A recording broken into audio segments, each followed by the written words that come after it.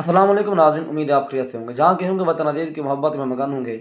توسا شریف کے نوائی قصبے کلر والا کے اندر حافظ طاہر کسرانی کے ساتھ جس طرح کا سلوک کیا گیا، ان کے ساتھ جس طرح کا بیہیو کیا گیا، وہ ایک ناقابل بیاں اور ایک شرمناک ہے۔ پڑھی لکھی قوم کی، عقل مند قوم کی یہ نشانی نہیں ہے کہ وہ کسی گھر آئے شخص کے ساتھ، گھر آئے مہمان کے ساتھ اس طرح کا سلوک کریں۔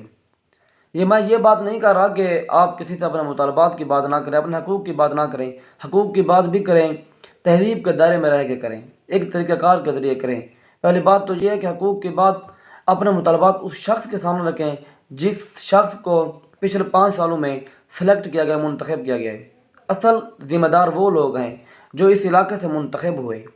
اگر حافظ طاہر کسرانی نے فلاڈ کے دوران خدمت خلق کی ہے تو وہ اللہ کی رضا کے لیے کی گئی، لیکن اس طرح کی جو ڈسکشن کی گئی، ان کے ساتھ جس اخلاق سے پیش آیا گیا ہے، یہ بہت ایک شرمناک ہے۔ اس توقع اور دعا کے ساتھ اللہ تعالیٰ ملک پاکستان کی حفاظت فرمائے۔